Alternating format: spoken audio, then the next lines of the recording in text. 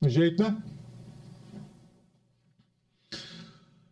Olá, sejam bem-vindos em mais um AlfaCast, o podcast do AlfaJuris. Deixo aqui meus agradecimentos à editora e livraria De Plácido, aqui de BH, à Câmara de Conciliação, Mediação e Arbitragem de Minas Gerais, ao IDPJus, Instituto de Direito, Processo e Justiça do Rio de Janeiro, e a Minas do Sul, Cafés Especiais.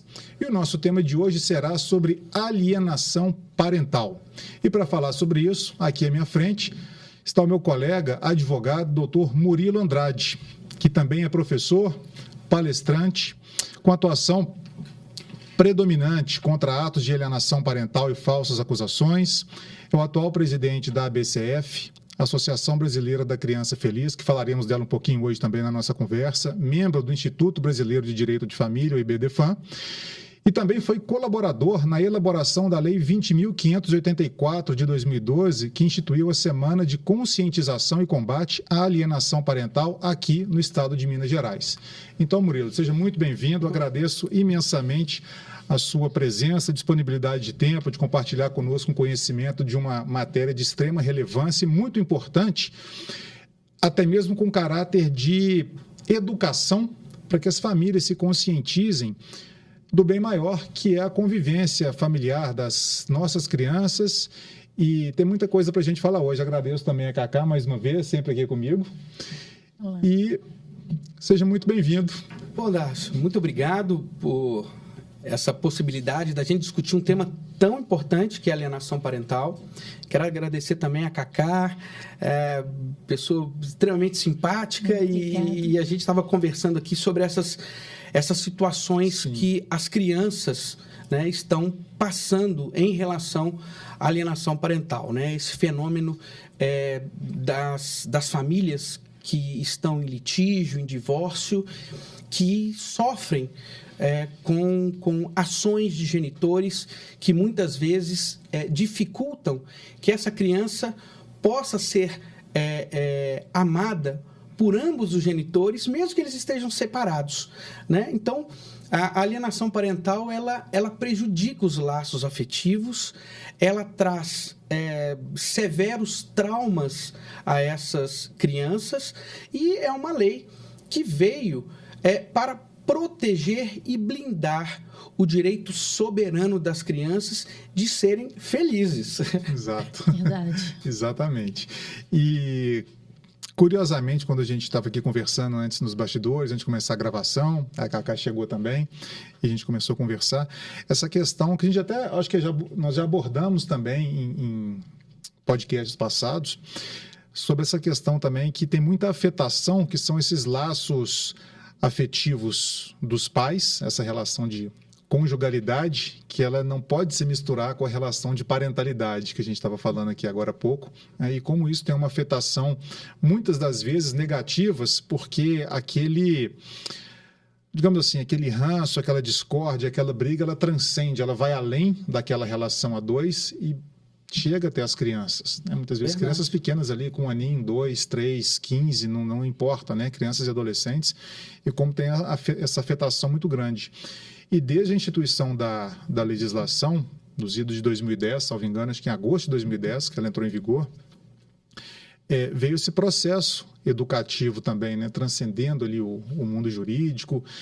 E aí que eu queria que você compartilhasse conosco assim, da sua experiência, desde da instituição da legislação, da sua atuação profissional também como advogado dentro dessa temática, a questão sobre houve aumento de casos, ou pelo menos não de casos, mas de demandas, de litígios Sim. nesse sentido, ou se você percebe hoje, por, enfim, lecionar, ministrar muitas palestras nesse sentido, se começa a acontecer ali também uma educação, uma conscientização melhor ali dos envolvidos. Bom, vou tentar fazer aqui então um panorama desde a promulgação da lei, lá em meados de 2010. Ótimo. Foi uma legislação que ela surgiu em relação a uma necessidade de uma realidade social. E, normalmente, as leis, elas se adaptam as realidades sociais. Então, se a gente for fazer um paralelo, lá em 70, quando nós tivemos a lei do divórcio, veio uma lei para regularizar uma realidade que, naquele momento, a sociedade precisava de um posicionamento legal, né? É a mesma coisa que aconteceu com a alienação parental. O nome, a nomenclatura, alienação parental, afastamento familiar, o nome que você quiser dar a essa situação, é um fato que não é de 2010 para cá. É uma situação que acontece desde que o mundo é mundo. Desde que o mundo é mundo. Se eu fazer aqui uma situação aqui, para a gente trazer aqui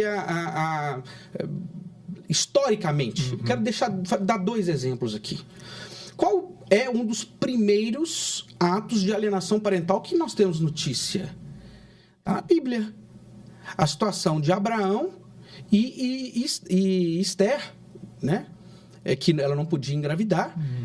Abraão tem um filho com a escrava, né? Agar, e nasce esse filho, e depois, posteriormente, a esposa de Abraão, por ciúmes, ela engravida, ela tem um filho, e fala para Abraão, olha, eu não quero esse menino mais aqui, expulsa esse garoto daqui com essa mulher. Então, ali há uma ação direta de afastamento, né? Não de um dos genitores, mas porque a própria lei da alienação diz que são pais ou qualquer pessoa ou qualquer responsável, né? Então, quer dizer, aqui nós temos um ato onde uma pessoa distanciou a convivência de um pai de um filho. Um segundo momento, aí a gente já pode ir para a mitologia grega, onde nós temos ali aquela situação de Medeia, onde ela, por vingança de Jasão, por ter sido traída, né, pela princesa de Tiros, ela sacrifica os 2 filhos, mata os 2 filhos, enterra os garotos, um lugar onde Jasão nem poderia chorar a morte das crianças. Ele não soube nem onde foram colocados os restos mortais dos filhos. Claro que isso é uma situação, mas que a gente, se a gente for trazer por uma analogia, a alienação, quem pratica alienação quer exatamente isso, extirpar aquela criança do convívio do outro, né? Então, isso é histórico. Então, quando a gente se depara com algumas questões, né, que nós vamos falar aí para frente com relação à revogação da lei e os motivos da revogação da lei, para mim eles são insuficientes, tem um viés completamente de gênero, né? E o objetivo principal disso é amparar e dar força para quem pratica alienação. Porque, veja bem, Cacá, Código Penal, artigo 121, matar alguém, está lá. Eu vou levantar uma bandeira para revogar esse artigo? Se eu não pratico isso, se eu não sou um bandido, se eu não sou um criminoso, por que eu quero revogar uma lei que protege a vida? E aí eu me pergunto, qual o objetivo desses movimentos em revogar uma lei que protege o direito das crianças de conviverem com ambos os pais, colocando sanções àquele pai ou àquela mãe que pratica esses atos que dificultam esse relacionamento? Então, no meu entendimento, quem busca a revogação dessa legislação é porque quer praticar esses atos de forma impune. São 2 projetos, não são? 2 projetos de lei Na verdade, revogação? Havia um projeto inicial há uns 2 anos atrás, e esse projeto também previa a revogação da lei da alienação parental, e passaram pelas 2 câmaras, tanto o Senado quanto a Câmara dos Deputados, e a lei permaneceu. Inclusive, houve um movimento muito intenso chamado A Lei Fica, de vários movimentos sociais e movimentos de pais, mães e avós que buscavam que essa lei permanecesse. Ela sofreu uma pequena alteração, mas ela permaneceu. Não satisfeito, tentaram levar a Lei 12.318 de 2010 à apreciação do Supremo Tribunal Federal, dizendo que a lei seria inconstitucional. E teve um julgamento dizendo que ela é constitucional, né? Que preserva o interesse da criança. Né? E agora, pela terceira vez, agora estão tentando mais uma vez tentar revogar de forma absurda essa lei. E sabe qual é o texto da lei? Assim, revoga-se a Lei 12.318, ponto. E a justificativa do pedido de revogação é que a lei está sendo utilizada de forma equivocada por possíveis pais ou mães abusadores. Né? Então, quer dizer, estão tentando inverter a situação, colocando a responsabilidade na lei, ao invés de colocar a responsabilidade... Quem pratica o ato de alienação. Ou mesmo na devida apuração dos fatos. Sim. Vamos aparelhar o judiciário. Vamos capacitar os peritos judiciais para identificar se aquilo é realmente alienação, se o genitor está utilizando aquela situação de forma indevida, mas você revogar uma lei que tem um espírito de proteção em razão de situações que não foram verificadas de forma efetiva, não tem uma apuração concreta disso, é defender o viés e defender quem busca praticar alienação, Dácio.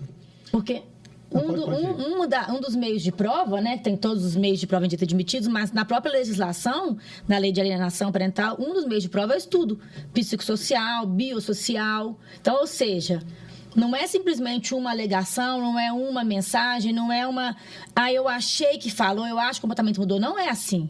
Né? A alienação parental, normalmente ela decorre... É uma declaração, é uma ação declaratória, não é isso? Isso.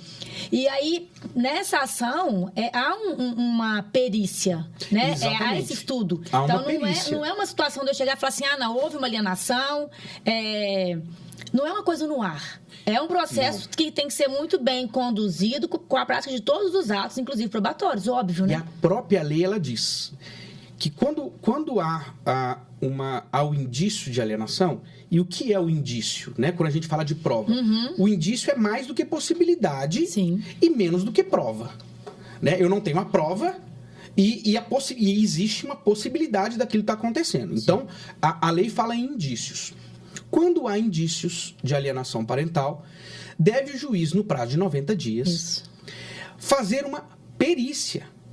Então, quero até colocar aqui para os colegas e para quem está nos ouvindo, né, e nos assistindo aqui, que no meu entendimento e alguns entendimentos jurisprudenciais, aquelas perícias forenses por psicólogo, assistente social, aquela na verdade não é perícia, o estudo psicossocial, aquilo ele não comporta para a verificação da alienação. A lei fala em perícia. E se é perícia, não pode ser um estudo psicossocial, tem que ser uma perícia, com quesitação, com assistente técnico, com todo o procedimento.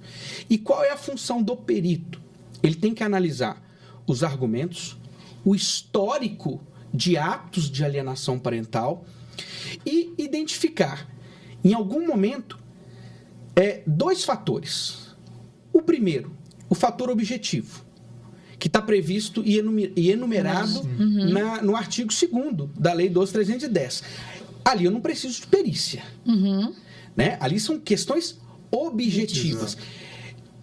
Um genitor que impede o filho de falar com outro pai ou com a mãe por telefone é um fato objetivo.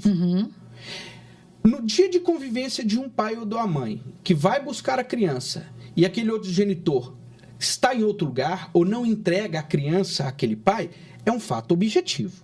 Eu não preciso de perícia para provar o ato alienatório. Quando a gente fala de perícia, aí vem um segundo fator, que também é um discurso muito para quem quer revogar, dizendo que não existe síndrome. E a nossa lei não fala em síndrome, ela fala em ato alienatório. Em nenhum momento a lei fala em síndrome. mas no ato praticado por um ou outro genitor. Então, cria-se um discurso, né? Cria-se um discurso apenas para emotivar, para deixar as pessoas emocionadas, com discurso de fatos, de situações, mas a lei, aliás, toda lei, ela tem um objetivo, e toda palavra, todo espaço, cada vírgula tem um objetivo, tem um sentido. Então, quando nós falamos em atos, nós temos o ato objetivo e nós temos o ato subjetivo. E nesse ato subjetivo, aí sim, nós temos que fazer uma perícia, tanto na mãe, quanto no pai e na criança, para saber se aqueles atos praticados pelo agente alienador já está influenciando a criança. E como que eu identifico isso? Quando não há ambivalência. E o que seria isso? Quando a criança, ela começa, de forma injustificada, só a identificar padrões negativos de um pai ou de uma mãe, sem motivo. Então, eu simplesmente não quero ir com meu pai ou com a minha mãe. Mas aí pergunta, por quê? Simplesmente porque não, porque ele é feio, porque ele é mau, porque ele bateu na minha mãe quando eu era pequeno. Ou seja, aquela criança, ela tem informações que ela não presenciou.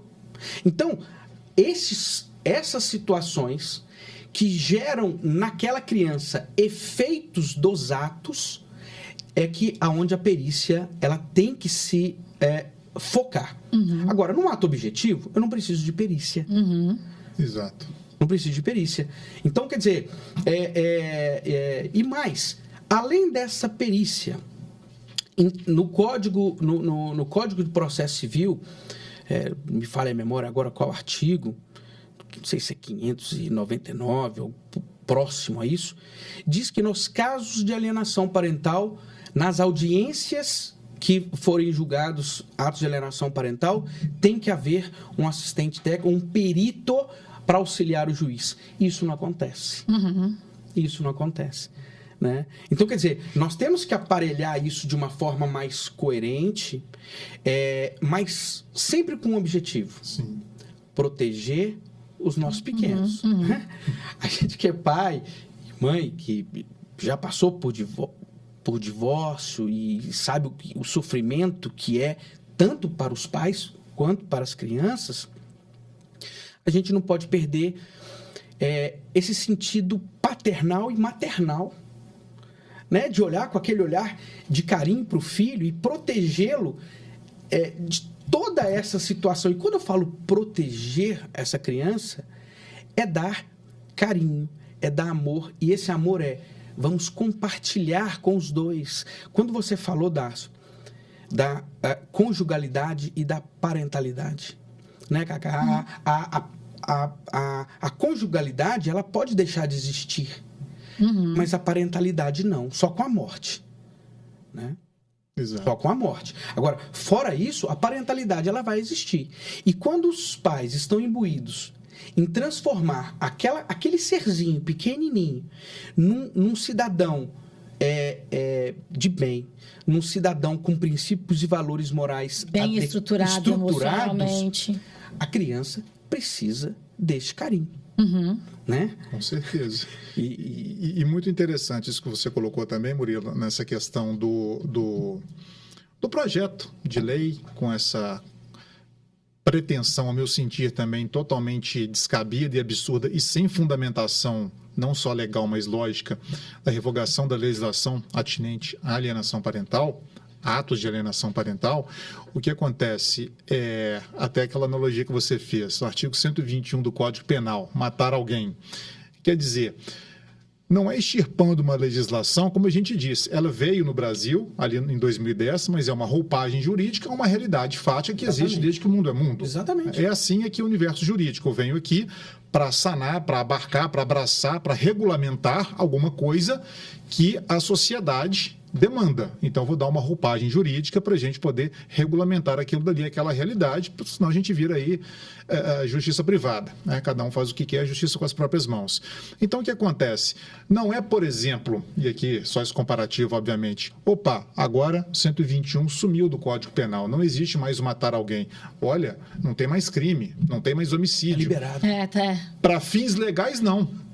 Mas o mundo fático pouco importa com isso. Exatamente. Pessoas continuam sendo mortas. Então, vamos tirar a lei da alienação parental, tá vendo? O negócio agora não tem mais ação de alienação parental, mas os atos estão aí. É como se assim, revogou a lei, a alienação parental não existe mais. O mundo ia ser tão fácil se fosse isso, né? E simplesmente tirando o ordenamento jurídico, maravilhoso mundo, né? Então, há uma inversão que ela não tem uma sustentação, ao meu sentir, minimamente lógica. Nem com coerência, até porque esse direito da criança à convivência familiar plena, salutar, efetiva, é um direito fundamental. E como retirar uma legislação que propicia, quando há um desvirtuamento desse direito fundamental das crianças? E aquilo, se alguém desvirtua, ou se alguém mente, age com má fé, se vale de falsas acusações, é um problema da legislação? Não, é um problema de quem assim o faz. E para isso há medidas cíveis, criminais cabíveis, exatamente. Um outro fator que eu acho importante a gente debater, já que nós estamos aprofundando nessa questão, nós estamos falando aqui da questão da revogação e isso está muito presente, porque isso está tramitando no Congresso. Um outro argumento também que é utilizado para a revogação é de que pais, né? Quando eu falo pais de forma geral, abusadores utilizam-se da lei para justificar os seus atos. Isso, eu vi. Só que aí são duas questões diferentes. Estão tentando trazer a questão do abuso sexual para uma legislação de proteção da criança que não tem correlação uma com a outra. Porque é o seguinte, quando a gente fala abuso sexual, acabou, ninguém escuta mais nada. Ninguém quer ouvir mais nada, porque é tão pesado e ninguém defende o abuso sexual. É o crime mais abjeto, mais absurdo que isso que nós temos na sociedade. Né? Então, quer dizer, quando a gente fala uma lei que defende abusadores sexuais, acabou, ninguém quer ouvir o outro lado. Vamos revogar. Vamos revogar. E é difícil você trazer a crítica para essas pessoas que estão agindo ou pensando de forma emocional. Quando eu falo crítica, a crítica de pensar, a crítica de analisar. Né? Então, quer dizer, eu creio que estão tentando trazer essa narrativa para descredibilizar uma lei importante. Se há abusadores, isso tem que ser apurado na vara criminal.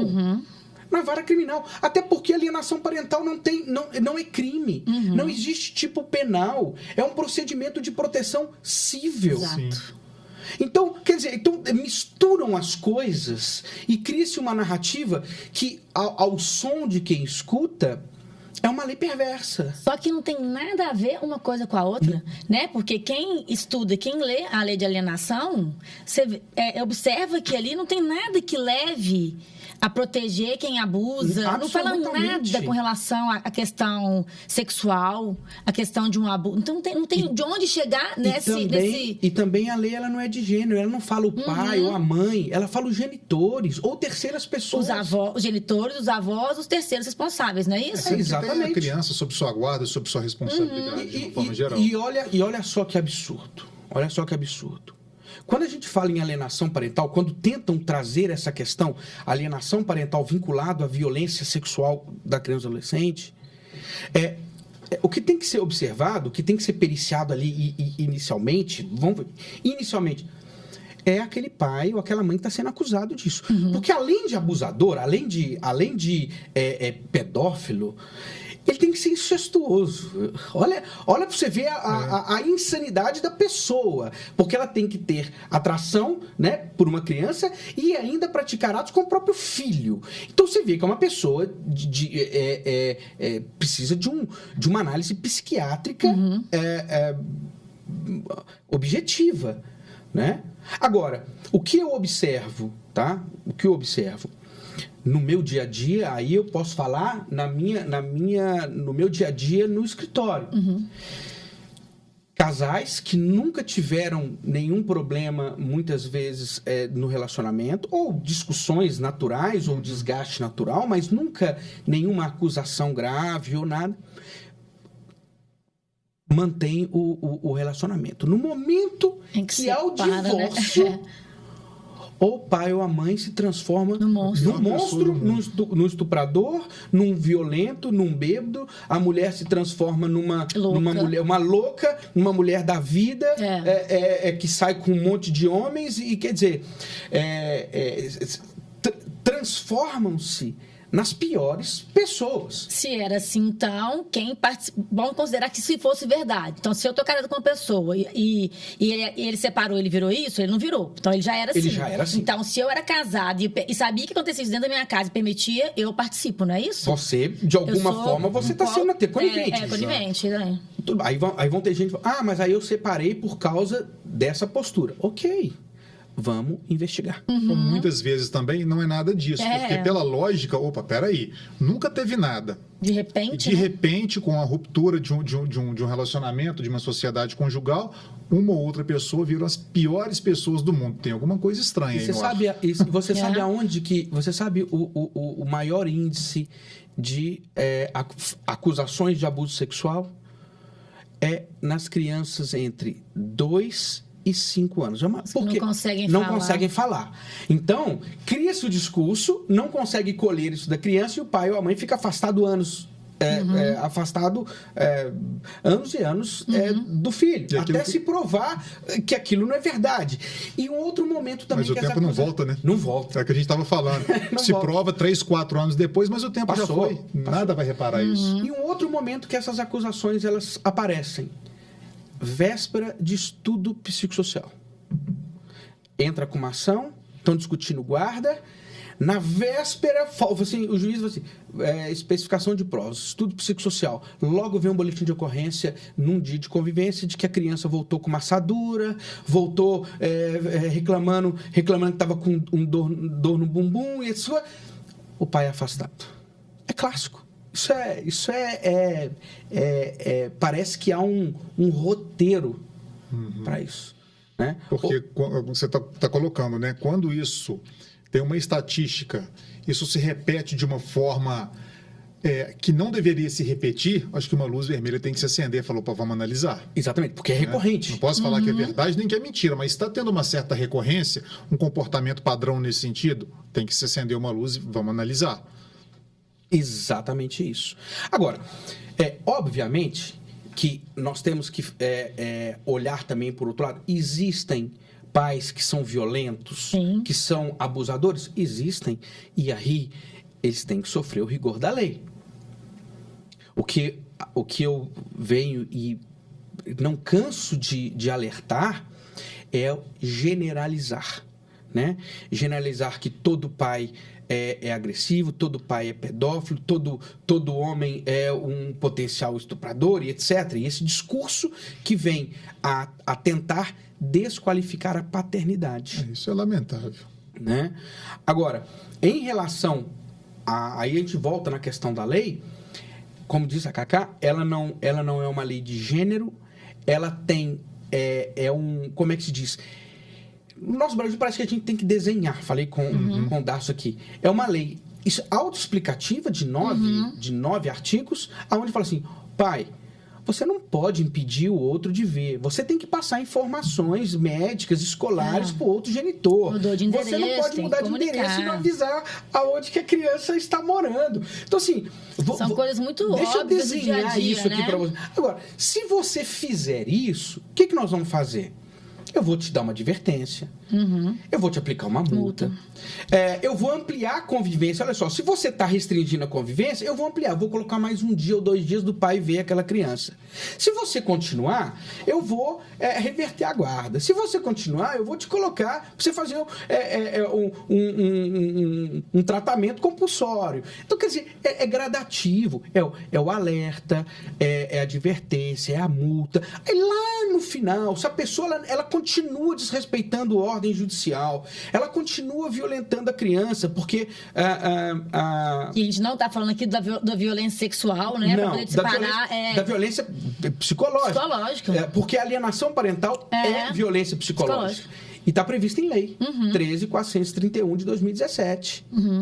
A lei 13.431, ela fala que o ato de alienação é uma violência psicológica contra a criança. Então, para mim está definido, a alienação é violência psicológica. Exato. Então, quem pratica esse ato, ele está praticando, além de um distanciamento, ele está praticando uma violência contra a criança e adolescente. E aí eu penso, e vamos revogar uma lei então está permitido praticar violência psicológica contra os filhos. Está permitido impedir os filhos de conviver com outro genitor.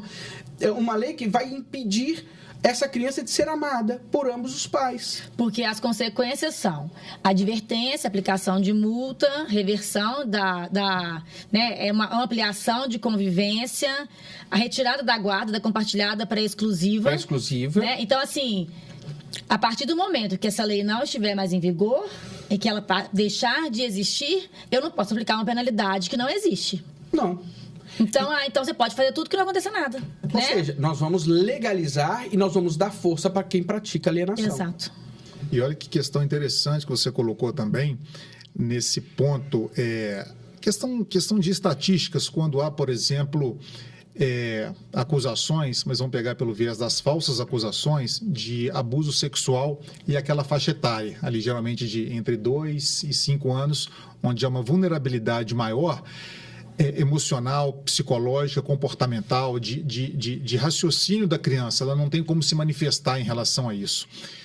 Olha o prejuízo que isso pode acontecer em razão de atos totalmente impensados de um genitor em relação ao outro, como vítima o filho, porque isso daí gera aquilo que sempre se discute, né? A implantação daquelas falsas memórias. Exatamente. Ainda que, e muitas pessoas elas podem sofrer sobre um ato que nunca aconteceu, mas se ela internaliza e acredita que aconteceu, a dor do sofrimento é como se aquele ato efetivamente tivesse ocorrido. E vai gerar prejuízos de toda a ordem, de depressão, de abalo psicológico, exatamente, ansiedade, ali na infância, na adolescência e na vida adulta, e quiçá jamais aquela pessoa vai conseguir se recuperar em razão dessa implantação de falsas memórias. Fora as crianças que passam por isso com alto índice de suicídio. Exato. Que não é divulgado.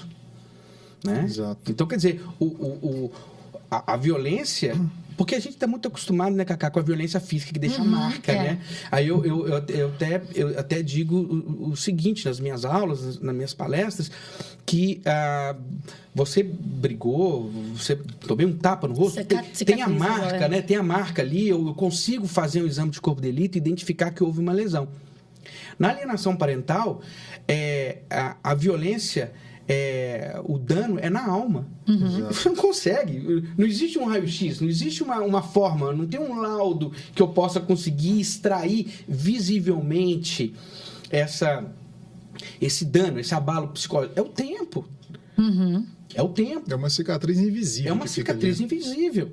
E assim, me espanta, deputados, né, senadores, defendendo a revogação e assim com argumentos assim infantis. Hoje, como que está o pé disso daí? A gente estava conversando um pouquinho antes, foi até bom você ter tocado no assunto. Como que está essa tramitação, essa argumentação? O que está acontecendo? Então, há 2 anos atrás, tentaram revogar a lei, ela manteve, e agora, recentemente, entraram com um novo PL. Isso. Então, ele está agora tramitando, como nos procedimentos normais, estão tentando passar ela em caráter de urgência, porque aí, na Câmara ou no Senado, existem essa figura da votação de urgência. E qual que é o risco disso? Que não passa pelas comissões, não dá possibilidade de debate com a sociedade. Então, quer dizer, é uma situação onde eles tentam fazer tudo correndo para simplesmente anular e não dar possibilidade de se discutir de forma mais ampla, de forma mais efetiva, trazendo dados, jogando luz a esse discurso que de fato tem que ser observado. Se há a má utilização da lei, nós temos que entender aonde há a falha e consertar. Exato. Né? Porque se toda lei que há uma falha eu ter que revogar, aí dá. Mas não é nem a falha da lei, né? Nós temos que revogar o Código Penal inteiro. Exatamente. Porque não pode roubar e rouba. Então, mas tá na lei que não pode roubar. Mas tem roubo. Tá na lei do Código Penal que não pode matar. Mas tem homicídio. Tem uma falha. A falha é do Código? A falha é da lei? Não é. Exato. Não é? Então, quer dizer, o que a gente precisa é capacitar os profissionais, capacitar os juízes, trazer esse debate à sociedade, tratar essa informação de forma mais séria, né? Sem viés de gênero, para defender A ou B, mas defender a criança. E defender a criança. Né? Exato. Porque enquanto isso não tiver em foco, a revogação da lei da alienação vai ser um retrocesso de proteção da criança e do adolescente. E você falou, uma hora você falou assim, não, porque é o direito fundamental da criança de ser amada. Mas é o direito fundamental da criança de amar.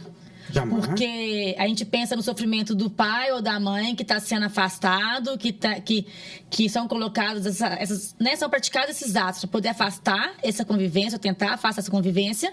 Só que aí então o pai sofre, a mãe sofre, uma dor horrorosa. Não gosto nem de pensar, nem imaginar isso. Mas e a criança que deixa de admirar, que tem medo, que não pode gostar, que passa a achar que o pai ou a mãe é aquilo tudo que a outra pessoa fala? Ele não é.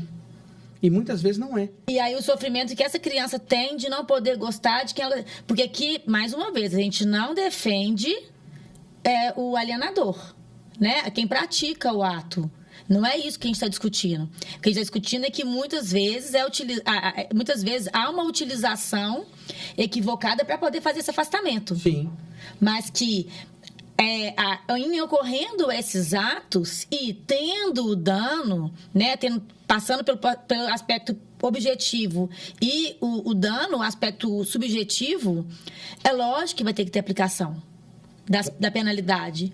Ou uma sanção. Quando a gente fala penalidade, a gente olha naquela questão. Mas do crime. Exatamente. Olha, advertência. Punição. Por exemplo, me chama muita atenção em algumas decisões do Tribunal de Justiça de São Paulo. Lá em São Paulo, eu tenho acompanhado, advogo lá em alguns processos, nos processos de alienação, onde tem, por exemplo, qualquer oportunidade por exemplo, iniciou, pediu uma inicial, pediu uma liminar, não deu a liminar, falando que era alienação, etc. e tal, agrava. Né? Então, nas decisões do tribunal, eles já falam assim, já ficam advertidas as partes que os atos de alienação parental... ou seja, o tribunal ele já adverte as partes. Eu acho interessante porque quando você tem já inicialmente uma advertência, os dois lados... Aí eu vou falar os dois lados. Já baixa a bola, vamos dizer assim. Já baixa a bola. Agora, quando um genitor entra com uma ação e fala assim, excelência, eu estou sofrendo alienação, eu não estou conseguindo ver meu filho, eu tento, eu sou impedido, eu tento ligar, não consigo falar. E o juiz, ele não toma nenhuma atitude, ele fortalece o outro lado. Ele dá força para quem pratica alienação, porque fala assim, vai dar nada para mim. Eu posso continuar fazendo isso daqui. E aí o processo embola, porque aí é petição em cima de petição, boletim de ocorrência em cima de boletim de ocorrência. Aquele, digamos assim, aquela decisão, aquele despacho judicial que não tem digamos assim, um condão, um poder decisório, mas tem um caráter extremamente educativo. Exatamente. Ele já, eu vou estancar isso aqui um pouquinho, vou falar, não estou dizendo que você está certo e você errado, mas... Se você cometer isso daqui, vai ter reprimendas para você, e se também você cometer ou estiver inventando, mentindo, falseando alguma coisa, haverá reprimenda também. Olha que interessante. A deixa está com vocês aí. É um despacho educativo. Você falou tudo, porque olha só, você coloca nessa decisão o seguinte, olha, se você estiver praticando falsas acusações, eu vou investigar. E se você tiver praticando alienação, eu também vou investigar. Se você estiver mentindo, eu também vou tomar as minhas decisões. Ou seja, até os advogados... Sim, fala, opa, esse daqui está atento. Esse daqui sabe o que acontece. Esse aqui está atento, exatamente. Então, existem juízes assim, aqui existem inúmeros. Então, quando o discurso um genitor entra com uma ação de alienação parental e a mãe ou o pai pede a guarda numa liminar, eu vou te falar, eu nunca vi isso. Meus quase 20 anos de advocacia, eu nunca vi isso. Apesar de que a lei de 2010, mas eu sempre atuei na seara de litígio de família, onde existia alienação, mas não tinha o nome, existia alienação e não existia uma lei, mas era dessa forma. Né? Agora, eu nunca vi. E quando isso acontece, vamos supor, estava conversando com o Darcio aqui, um juiz, por uma decisão equivocada, ele me reverte uma guarda contrário às provas iniciais. Tem o Ministério Público, porque direito de família tem que ter o Ministério Público. Então, nós temos ali o Ministério Público fiscalizando, nós temos o advogado da outra parte que pode recorrer, nós temos a segunda instância onde pode rever a decisão do juiz, não é? Então, quer dizer, não é assim. Então, joga-se o discurso de que entrou com uma alienação, pais e mães, normalmente as mães, estão perdendo a guarda porque os pais estão falando de alienação.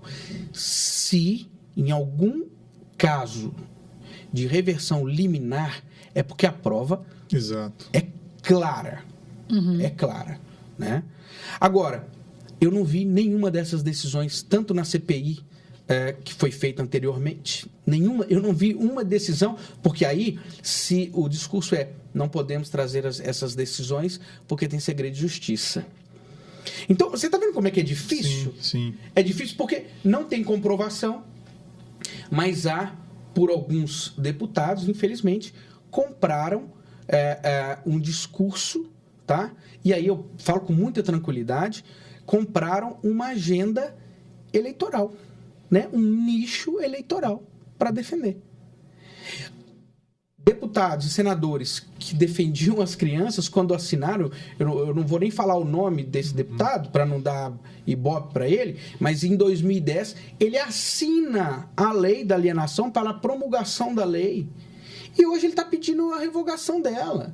Pra você ver a incoerência do cara desse. A incoerência de um cara desse.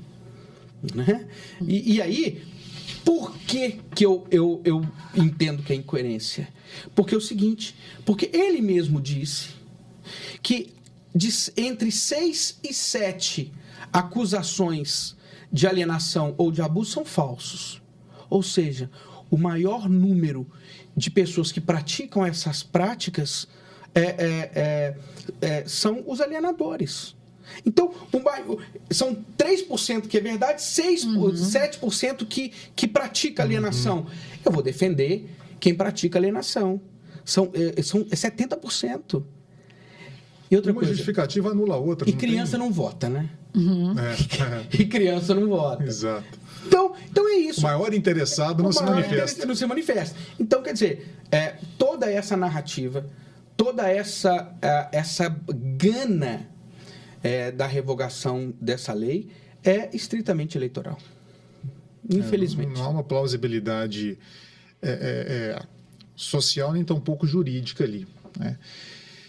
Tem obviamente que você conhece, um documentário que eu acho muito interessante, eu vou até depois disponibilizar aqui no link quando a gente compartilhar esse vídeo no YouTube, no Instagram também, enfim, nas redes sociais, até porque ele já é um vídeo público, está no YouTube, aquele documentário A Morte Inventada. Maravilhoso. E é muito interessante, eu assisti já tem muitos anos, quando eu fiz um trabalho relacionado a ele, com depoimentos ali reais, já de pessoas adultas, né, de jovens, sejam homens, jovens, mulheres, homens, que vivenciaram essa situação.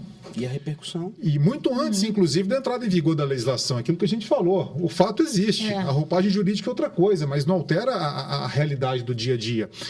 E a vivência que tiveram tanto com pais quanto com mães aqui. Não é uma questão de gênero, mas uma situação me chamou muito a atenção de duas irmãs, elas eram muito próximas, de idade, quando deram esse depoimento no documentário, elas já estavam acho que com 30, 31 ou 30 e 29 anos, uma diferença muito pouca, e vivenciaram muito isso, viviam com a mãe, e aquela disputa judicial, aquela complicação, e sendo realmente ali segregadas do convívio paterno-filial. E elas relataram uma coisa que elas falaram. E sabe por quê? Porque a gente viveu aquilo de verdade. Olha as falsas memórias aí, como que aquilo pode ser forte, a depender da cabeça, da mente doentia de qualquer responsável, né? Um pai, uma mãe, uma avó, enfim, qualquer responsável. A mãe, no caso, a mãe falava assim para elas: olha, hoje seu pai disse que consegue vir aqui, vai pegar vocês duas para levar no cinema. Era uma quarta-feira. Então, as duas ali com 8, 9 anos de idade ficavam super empolgadas, iam pro banheiro, tomavam banho, botavam roupinha bonitinha e ficavam ali esperando. E ele não iria passar, até porque não era um dia dele. Ele iria, por exemplo, na sexta-feira. Ou seja, ela mentiu. Ela vendia uma situação, então elas ficavam esperando, as duas narrando o depoimento. A gente ficava esperando, né, nos dizeres dela, e aí dava 7 horas, 7h30, 8 horas, nada do meu pai, e a gente ficava muito chateada e chorava. Aí minha mãe aparecia, falava: não tem problema não, a mamãe então pega você, seu pai não veio, eu levo vocês para o cinema. Entrava como... É muita psicopatia. A salvadora, entrava como a salvadora da pátria e levava. E elas cresceram e falavam: não, gente, isso não foi mentira, a gente vivenciou. Né? O meu pai... verdade? É verdade. De fato, meu pai não vinha. Elas tomaram banho, elas colocaram roupinha, ficaram esperando, e ele não foi. Só que ele havia sido vendido na história, porque não era o dia que ele iria, ele não estava nem sabendo daquilo. Ele nem sabia o que estava acontecendo. E elas custaram entender que aquilo dali, falaram: não, mas isso aí aconteceu, a gente sabe que a gente tomou banho, a gente sabe que colocamos vestido, a gente sabe que ficou esperando, mas partindo de uma falsa premissa. Tanto que, enfim, teve muitas complicações e elas, com o tempo, lamentavelmente, elas romperam com a mãe e passaram a conviver de novo com o pai, mas já adultas. Isso poderia acontecer também uma atitude de um pai. Aqui não é preconceito de gênero. É que o fato em si do depoimento das duas dizia respeito a essa realidade. A memória era real. Exatamente. A memória era real. Com uma premissa falsa. Olha que loucura, né? Eu tenho um caso no escritório em que a filha hoje deve ter uns 39, 40 anos, e os pais separaram, e tudo que ela sempre soube foi que o pai era viciado em droga, que o pai abandonou, que o pai não queria nenhum contato, que o pai tinha arrumado uma outra família. E um dia, num almoço de família, uma tia deixa escapar. Não, que quando a sua mãe saiu para morar com fulano de tal, alguma coisa assim, aí que ela foi descobrir que a verdade era que a mãe que terminou o casamento porque ela estava envolvida com outra pessoa, que a mãe também mexia com droga, que os dois eram viciados, mas isso ela foi retomar esse contato com o pai, ela devia ter uns 32 anos. Uma separação de uns 7 anos. Olha, perdeu. Ela nunca deu a oportunidade do pai explicar. Por mais que eles comecem a se conviver. Perdeu. Né? Não há o laço, não há esse laço parental. Não há, podem ser amigos. Desenvolve uma coisa muito forte, mas perdeu um período muito fundamental. Perdeu a parte mais importante. Não viu a criança. Sabe assim. Né? Não viu a criança desenvolver, não foi nas festividades. E essa criança, então, que nas festas... No casamento dela. No casamento, nas festas escolares onde o pai não está presente, dia dos pais, ela faz o desenho. Para quem? Exato. Para quem? Não só o fator tempo, mas todo o sentimento negativo que fica naquele tempo. Sim, de abandono, exatamente. É um prejuízo que é muito complicado de se lidar com ele ao longo da vida, né? Muito complexo. É muita maldade, exato, né? Exato. Porque é intencional. E falando de... Olha que coisa, né? Assim, seria cômico se não fosse trágico, né? E falando em maldade, estava conversando com o Murilo aqui antes, ele trouxe uma coisa muito interessante e que há essa previsão na lei também, mas eu acho que foi até foi de um desembargador do TJ do Rio, foi isso? Da teoria do risco inverso. Né? Pois é. Olha que interessante isso. Não está na lei isso, não tem ainda isso em lei. Inclusive, eu estou buscando algumas informações, mas eu achei muito interessante. Na verdade, quem trouxe essa informação, é uma amiga de coração, uma advogada excepcional do Rio de Janeiro, chamada Alexandra Uma. E a gente sempre conversando, né? E ela me trouxe esse posicionamento, que um desembargador lá do Rio de Janeiro tem aplicado uma teoria chamada teoria do risco inverso. E qual é essa teoria? Quando um casal se separa, ele os pais correm o risco, né, de não conviverem com os filhos. Uhum. Né? Então, houve uma separação e eu corro o risco, corro o risco de não conviver com meu filho. Vou reconstruir a minha vida em outro local. Eu tenho esse risco de não vivenciar o crescimento aquela da convivência criança. Aquela convivência então vai ter que ser modificada. Vai ser modificada, né? Então, quando há um divórcio, eu corro esse risco de não ter a convivência diária.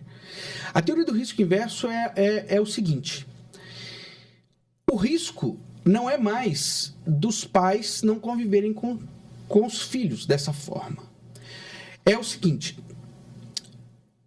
o pai ou a mãe que se divorciaram, eles não podem, em tese, reconstruir a sua vida em locais distantes quando a guarda é compartilhada ou mesmo lateral, onde a convivência está estabelecida.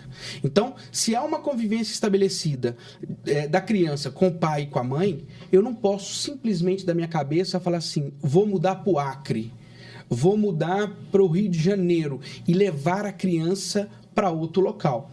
Obviamente que isso está previsto na lei da alienação, mas o risco é esse. Você assume o risco de, no seu divórcio, não poder tirar a criança da convivência daquele genitor.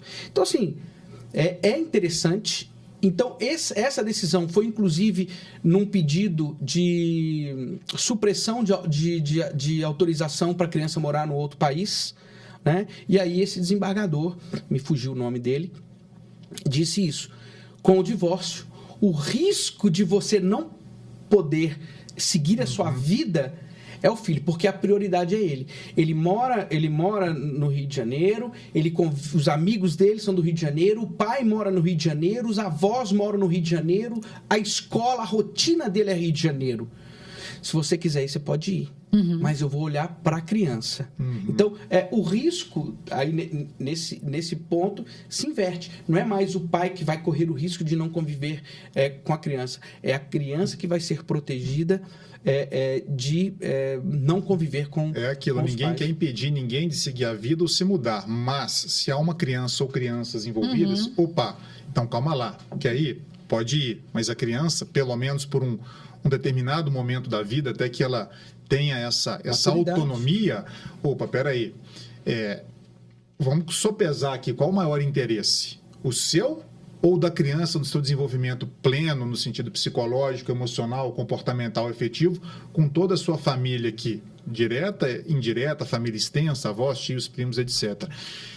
É interessante, penso que isso daí realmente tem que ser bem esclarecido, com esse caráter até educativo também. E recentemente, um desembargador aqui de Minas Gerais, do TJ de Minas Gerais, utilizou a mesma teoria. Inclusive, aí se esse foi num processo meu, e ele disse isso. Olha, se você quiser ir... porque foi feito o estudo psicossocial, identificou que ambos os pais tinham plena capacidade de cuidar dos filhos. Até porque... Era um divórcio normal. Não tinha nada a ver com alienação. Não. Tá. Mas a genitora queria mudar para outro estado. E os dois são funcionários públicos com um poder aquisitivo muito bom. Então, os dois tinham capacidade excelente, excepcional de cuidar da criança. E a mãe criou uma situação para poder mudar de estado. E o desembargador disse, olha, se você...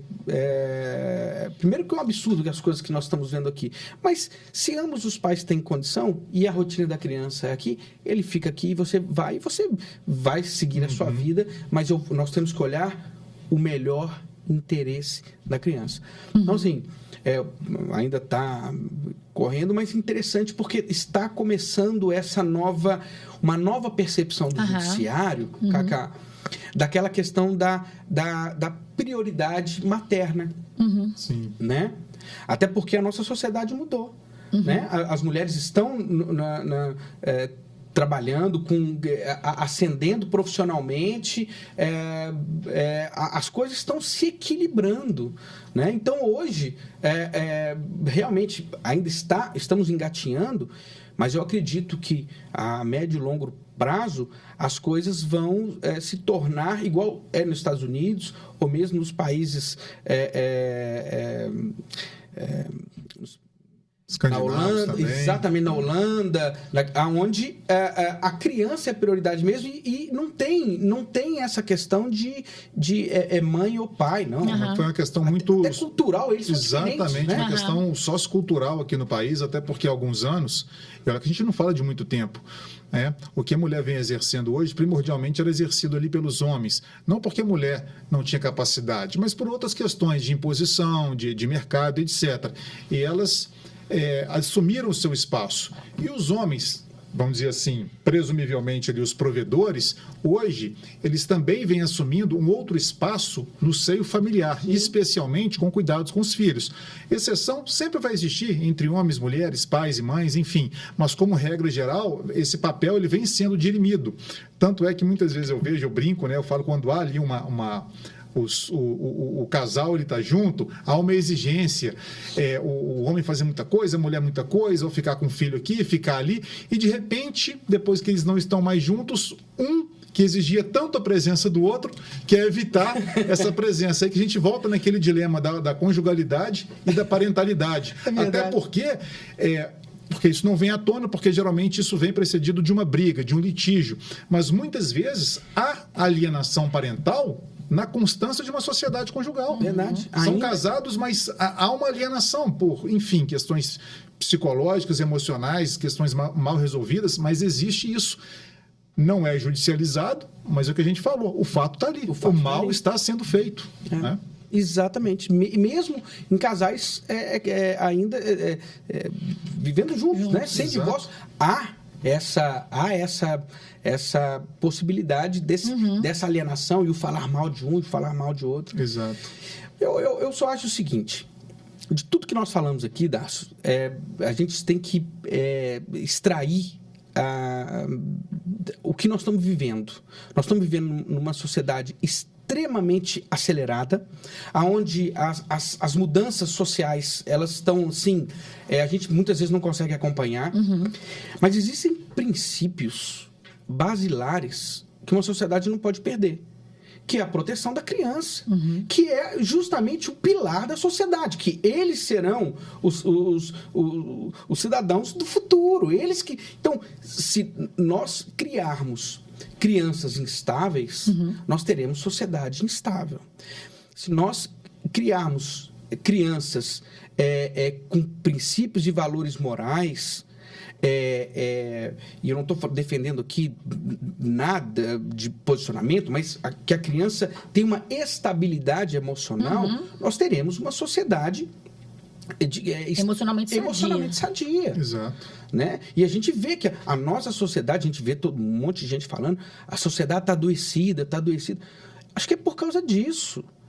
E isso muito acontece, por quê? Porque um casamento ou uma união que não foi bem sucedida, um quer descontar no outro, e aí o que ele vai se utilizar para isso? O filho. Então, ou seja, era uma situação, a alienação acontece, não é porque aquela pessoa realmente é ruim, então eu vou te afastar para te proteger. Não, porque eu não gosto mais daquela pessoa, eu nunca gostei, ou tenho uma mágoa do meu relacionamento e agora eu vou dificultar a vida dele através de você. Então, é uma coisa muito... Acontece muito disso que você falou, né? Porque...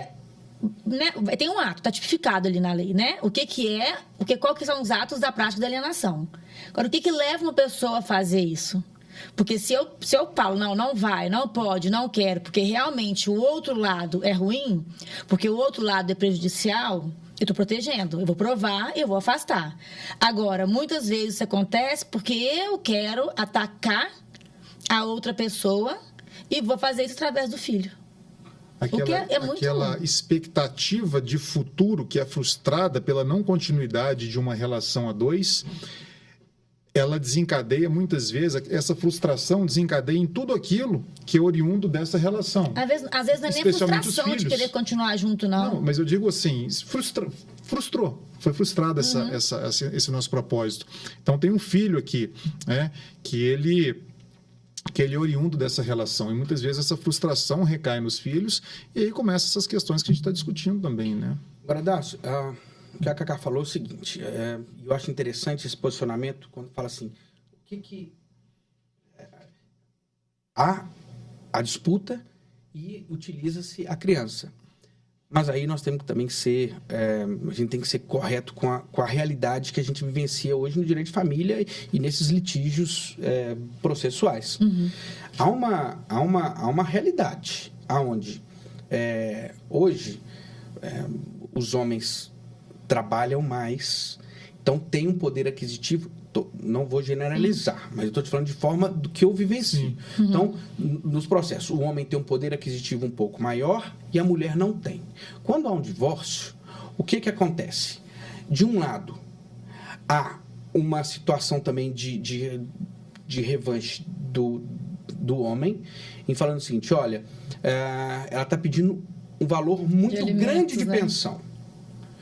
Eu não quero disponibilizar. E aí briga uma questão econômica. Então, o homem utiliza a questão econômica para talvez se vingar. Uhum. E, outro lado, a mulher tem a criança e utiliza-se a criança para se vingar. Ou seja, restringindo a convivência. Então, isso é uma balança. Uhum. Então, essa é a realidade. Vamos ser verdadeiros, essa é a realidade que nós temos no judiciário, nas varas de família. Ontem um aluno meu me mandou uma mensagem falando assim, eu estou com a seguinte situação, me ajuda, porque estuda direito e já é advogado, né? Aí ele falou assim, me ajuda. Eram 5 filhos de um relacionamento, eu não sei como é. Eu sei que o pai, segundo, né, que foi informado, ele era muito violento e não prestava alimentos. E não buscava sempre. E aí agora ele quer buscar e a mãe não quer deixar. Então fica aquela questão assim, não paga os alimentos, também não vai ver. Sim. Porque não tem, né? Então assim, o que eu faço? Então fica um seguro, como se uma coisa impedisse a outra. E que são coisas... Não a questão da violência, não isso. Mas, então esquece a parte da violência que ele contou. Mas ele não paga os alimentos, agora ele quer ver o filho.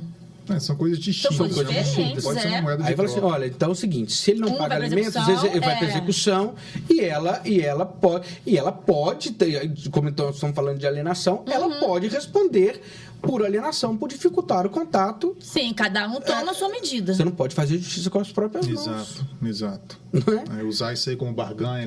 Mas é o que acontece na vida real, né? Mas na vida real é isso. Agora, nos melhores mundos, né, é que o término dos relacionamentos fosse o mais harmônico possível. É difícil isso acontecer. É muito difícil de acontecer, mas quando acontece é engraçado que algumas pessoas falam assim, nossa, mas eu não acho certo eles serem amigos. Você acredita? Nossa, eu não gostaria de se eu fosse amigo. Eu não gostaria de ser amigo do meu ex. Você já terminou? Então eles se dão tão bem, por que estão separando? É verdade. Mas assim, você já terminou? Terminou. Por que tem que ser inimigo, né? Eu acho muito... Não quer ser amigo, mas não seja inimigo. Seja respeitoso, seja coerente, seja correto, seja honesto. Mas tem até gente porque... que é amigo, tem gente que consegue. Não, né? mas tá Sim, ótimo, mas você conseguiu, visto ótimo. de uma forma tão... Nossa, uma anomalia. Nossa, anomalia. não pode ser amigo, não pode conviver, não pode... Não tem nada a ver. Nossa. Eu acho que as coisas... são, claro.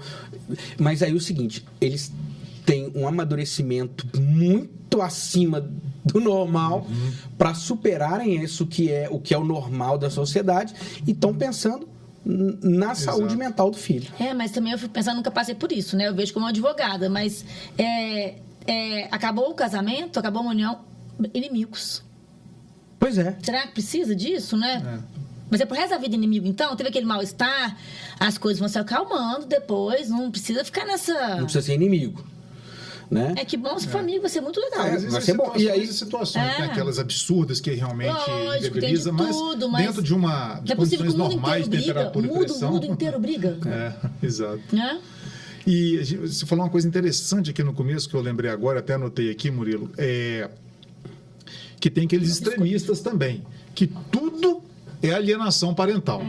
Então, há uma banalização muito grande e a pessoa ela é convicta daquilo. Talvez é porque eu ainda quero ter aquela relação ali, se não é por bem é por mal, quero, sabe, ficar com aquela relação estabelecida ainda de briga para manter aquele vínculo com meu ex, com a minha ex. E qualquer coisinha, qualquer dissabor do dia a dia, qualquer transtorno que é inerente a qualquer relação, pai, mãe, filho, amigos, enfim, é tido como alienação parental. Mas tudo é abuso hoje em dia, né? Mas muito cuidado. Mas o que acontece? Toda a lei, ela é de 2010, nós estamos com 13 anos, né? 13 anos da lei. No início, realmente você pega aquilo ali e você coloca tudo ao pé da letra, né? Então, a gente acha que tudo é alienação parental. Só que com o tempo, você vai vendo, você vai identificando processualmente o que de fato é alienação parental e o que de fato é uma criação de um ou outro lado de que aquele genitor está praticando alienação. Muitas vezes não é. Uma vez também não, né? Sim, lógico que não. Lógico que não. O negócio, ela tem que ser constante, tem que ser constante, ela tem que perpetuar num lapso temporal. E tem que, ainda por cima, a criança ou adolescente ter essa repulsa, ou, né, não querer conviver, sofrer o prejuízo, querer esse afastamento, não tem? Isso se os efeitos daqueles atos implantarem na criança. Porque hoje também nós temos crianças... Como passa como preventivo, né? Porque, como eu falei, nós temos aquela questão objetiva. Pode se perpetuar no tempo os atos, mas não atingir a percepção da criança. São coisas diferentes. Eu posso praticar o distanciamento sem que a criança que a criança tenha uma repulsa do pai ou da mãe. A gente estava falando aqui, no que estava chegando, uma estatística alta. Segunda-feira é dia de petição conjuntada de BO nos autos, no litígio. Aí, o que acontece? Agora, veja bem como que é a questão, se a gente for olhar, então, também ao pé da letra, se é realmente em prol, em defesa da criança ou adolescente, ou para atacar aquele responsável, aquele pai, aquela mãe, seja lá quem for, que, por exemplo, é um casal, são casados, bonitinho, tudo na conformidade, e aí o pai, por exemplo, falou para mim, eu tô com a Maria, tô com fulano, com o José, tô aqui no shopping, mais ou menos 8h30 eu chego em casa aí, porque você vai na casa da sua mãe, por exemplo, hoje lanchar. São casados, né? Ele vai deixar, que eu tô no shopping com ele, eu passo aí 8h30, eu chego aí.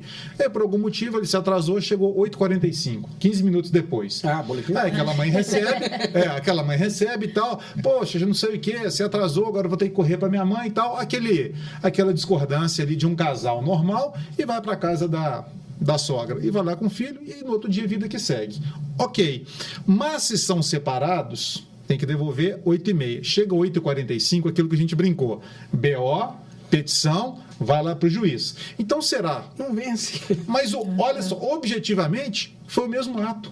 O mesmo atraso. Se a defesa pelo filho, por que não tomou providência, então, na constância do casamento? Porque ainda está com viés de um olhar para conjugalidade e não para parentalidade. Exatamente. Mas por serem separados, agora, então, você atrasou. É aquilo que a gente falou. O processo, ele dá uma decisão judicial... Porque ela não podia punir o cara. Antes ela não podia punir, ela podia ficar com raiva.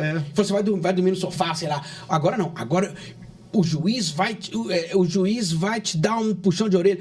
E muitas vezes eu vejo isso nos processos, que a parte não quer que o juiz julgue, quer que o juiz chame a atenção que a pessoa fez determinada atitude. Existe a mediação. As pessoas deveriam partir para mediação.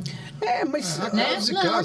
Sim, porque eu falo assim, essa questão é uma questão emocional que tem que ser resolvida. Não vai ser a decisão do juiz que vai reparar. O que ela quer é que eles precisam se resolver. E o juiz julga, ele não é disciplinário. Já viu partida de futebol? Partida de futebol, começa o jogo. O jogador já deu a entrada dura, o juiz já vai lá, amarelo, pra você. Todo mundo, o jogo está controlado. Se a gente fizer bobagem aqui, nós vamos ser expulsos. É que ele despacha aquela decisão educativa. Sei o que está acontecendo aqui. Isso fora da linha aqui, que nós vamos ter uma situação, vamos estabilizar. O que a parte não quer não é a decisão, ela quer que o juiz... Sim, tome parte. E só dê um puxão de orelha. Assim. Então, isso pode ser resolvido na mediação. As pessoas pensarem em se entender... que eu acho que a gente tem que ir mudando esse... Mas nem todo mundo está para a mediação. Como a mediação está para todo mundo. Mas o que tem de pais e mães que não querem que o juiz decida e querem que o juiz seja enérgico e tal. E que o processo seja eterno, né? Porque no dia que o processo acabar... Pois é, mas no dia que acabou o vínculo. Acabou. Não, se acabar o vínculo, é a morte da pessoa. O que eu vou fazer segunda-feira? Que absurdo aquele advogado não vai fazer uma pensão disjuntada. Mas o que a gente estava falando é justamente isso. Então, falta o quê? Uma decisão judicial, um pontapé inicial para algo. Agora, a vida, ela é muito além, ela transcende uma decisão judicial que a gente falou. Ela é mutável, ela vai se transformando, as crianças vão demandando outras necessidades materiais, emocionais, afetivas. E aí falta aquilo, a maturidade do jurisdicionado de quê? De ser flexível, aquilo que a gente falou. Poxa, eu não cheguei 8h30, cheguei 8h45. Aconteceu, furou o pneu, atrasei, peguei um trânsito. A flexibilidade da vida, porque senão a pessoa vira salvo aquelas pessoas que realmente querem esse vínculo eterno, virou uma escrava de BO e petição toda segunda-feira. O que é uma realidade, que a gente fica vendo assim, todo mundo quer uma decisão rápida, quer que o processo se resolva. Só que aí, na hora que elas passam para pensar, não, então tá resolvido, foi isso, o processo acabou, né? Teve a última decisão, a gente não tá falando de trânsito em julgado de coisa... Né? Não tô falando nesse aspecto, porque tudo isso pode ser alterado. Mudado. Mas aí, acabou o processo, acabou, tá? Então tá aqui a decisão... tudo resolvido, aí no dia seguinte, o final de semana, um não pega ou atrasa. Aí te liga e fala, aqui, ele não chegou. Execução de sentença. Aí você fala assim, nossa, mas então é agora? Aí acabou a vida. Porque também, aí tem aquelas pessoas que todo mundo quer que o processo se encerre. Mas enquanto o processo está tramitando, é muito confortável ligar para o advogado e falar, olha, comunica isso, por favor. Olha, você pode ligar para o advogado do meu ex-marido ou da minha ex-mulher poder falar isso? Olha, não deu banho. E aí, exatamente. E aí, como é que acaba? Porque aí o advogado... Acabou o processo, acabou essa parte... Porque olha só que interessante. Mas a vida continua depois, né? Porque o advogado, enquanto o processo continua, parece que ele é aquele garoto de recado. Liga pro advogado de lá, combina isso aqui aí, combina o final de semana, pede pro advogado para trocar... Quando acaba o processo... É claro que o advogado vai fazer isso, é a síndrome do ninho vazio do ninho vazio do cliente, né? Agora, para quem que eu ligo? Falo, olha, como advogado, a gente tem que ser educador e preparando a pessoa para o fim daquele litígio, porque, olha, depois é a vida, é a sua educação, é o seu comportamento. Não é caso mais de juiz, não é caso mais de advogado. Porque é lógico que compete a nós, enquanto advogados, fazer, né, intermediar esse diálogo, ajudar, tentar amenizar. Só que uma hora o processo acaba. E aí as pessoas têm que entender que elas têm que resolver por si só, porque o meu advogado, a minha advogada, porque o Ministério Público vai falar isso, ou o juiz, uma hora acaba. Né? Agora tô lembrando aqui também uma das... acho que poucas pessoas já falaram isso, acho que eu vou trazer isso aqui para vocês. A próxima lei que vão tentar revogar vai ser a lei da guarda compartilhada. Pode escrever. Se revogar... Escuta, se revogarem a lei da alienação parental, a próxima que vai para o alvo vai ser a lei da guarda compartilhada. Escreve o que eu estou te dizendo. Porque isso é um empecilho. Olha, quem pratica alienação, ele quer ter o controle absoluto da criança. É a maior... Sim. Penalidade, punição, é o quê? A guarda exclusiva, a retirada do convívio. Exatamente. Então, porque eu já venho escutando isso no Congresso. Eu já venho escutando isso, eu acompanho muito mesmo. Tá? Inclusive, depois eu queria falar sobre a questão da BCF, Sim. que nós vamos fazer um congresso internacional em Brasília, em setembro. Mas antes disso, eu queria dizer, eu estou acompanhando muito próximo essa questão da alienação e da guarda compartilhada. Já começa um movimento também de revogar a questão da guarda compartilhada, inclusive com decisões já tentando alterar ou alterando a Lei Maria da Penha, dizendo que o genitor que responde por processo Maria da Penha, ele fica impedido de ter a guarda compartilhada. Veja só, são duas coisas distintas. Primeiro, porque me abre uma possibilidade da falsa acusação, da pessoa criar uma situação onde aquele genitor vai responder um processo de Lei Maria da Penha, de violência, e isso ser utilizado para impedir que ele tenha a guarda compartilhada. Uhum. Isso é grave, porque você dá uma força absurda, desculpa, Cacá, mas para as mulheres, monstruosa. E a mesma lógica da alienação parental, o que está acontecendo aqui? Será a Lei Maria da Penha incoerente ou ela está sendo desvirtuada, está sendo mal utilizada? Então, se houve uma mal utilização, vamos punir, por exemplo, aquela pessoa que se valeu dela para evitar, por exemplo, o compartilhamento de uma guarda. É a mesma lógica. Mesma lógica. Só que pau que dá em Chico tem que dar em Francisco. Por mais que eu veja que no meu dia a dia, eu vejo que mulheres utilizam da Lei Maria da Penha para dificultar o contato do pai e da criança, para impedir que o pai possa buscar, e aí o pai tem que arrumar uma terceira pessoa para ir lá, porque assim, sabe, assim, aí a pessoa, nos dias de convivência, ele tem que chamar a tia, o avó, o amigo. Aí tem o outro lado. A mãe fala, não, a ordem judicial é para entregar para o pai. Eu não vou entregar meu filho para desconhecido. Então, vai criando uma situação, você vê que aquilo ali é provocativo, que aquilo é doloso, e que a criança é azar. Então, eu vejo que há uma utilização, muitas vezes, equivocada da Lei Maria da Penha. Nem por isso eu vou levantar uma bandeira para revogar. Exato. E vou te falar por quê. Porque ele é importante para a proteção das mulheres que são vítimas de violência doméstica. O problema não é com a lei, é da má utilização da lei. Obviamente. Por pessoas de má índole e má fé. Obviamente. Nós temos... existem falsas acusações na Lei da Maria da Penha? Né? Existem. Mas existem mulheres que são agredidas e precisam da lei? Existem. Agora, eu não vou...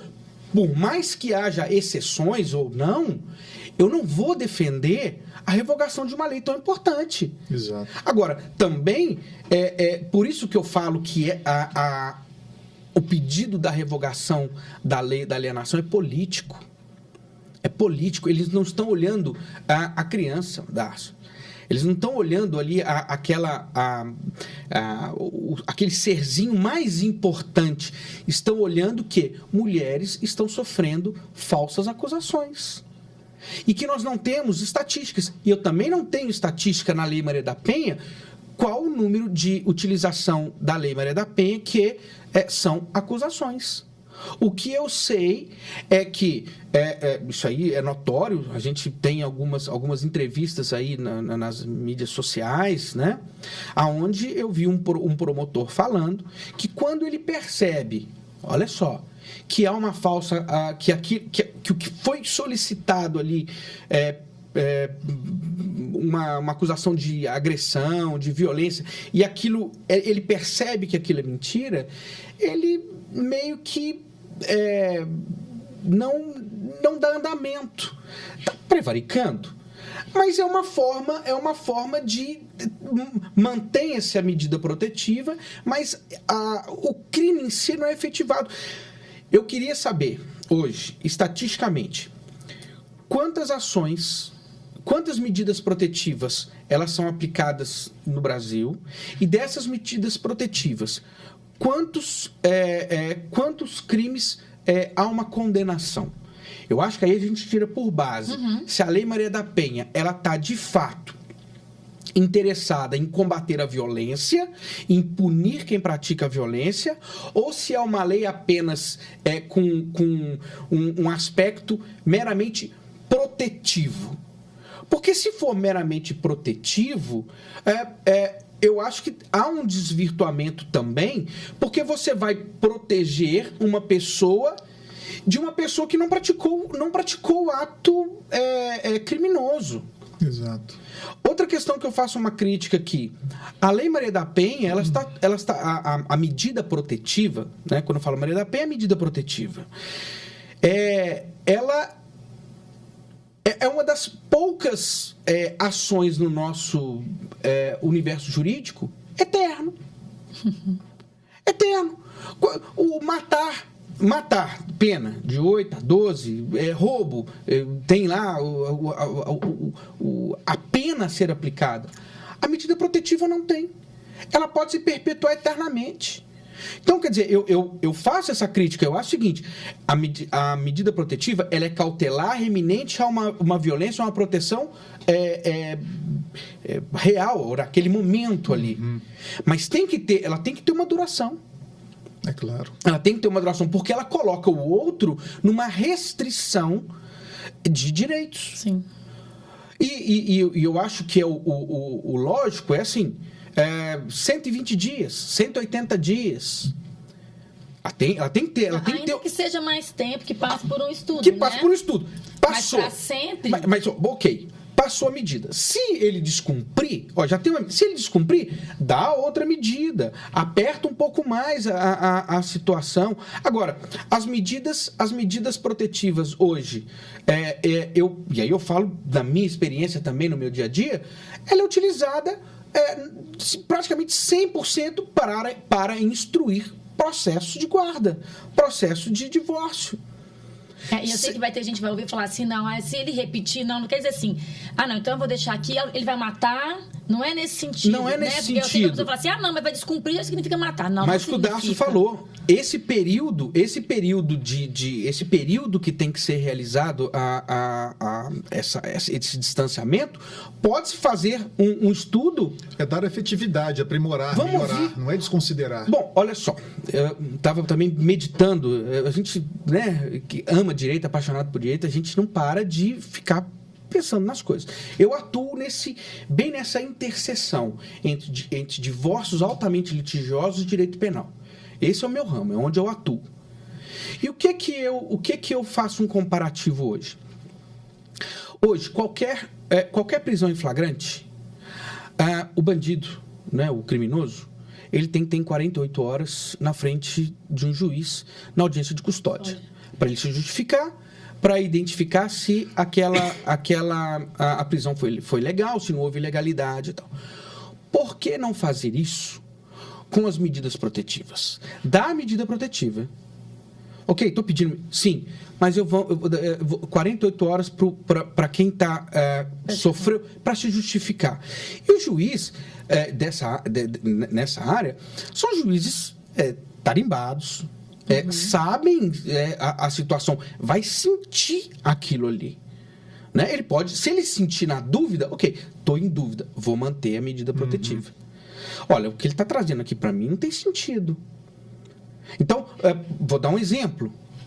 Claro, um conhecido pediu divórcio e há uma semana ele estava conversando com a mulher. Ele falou, olha, semana que vem nós vamos no cartório assinar o nosso divórcio. Eles não têm filhos, tá? Casaram por separação total de bens.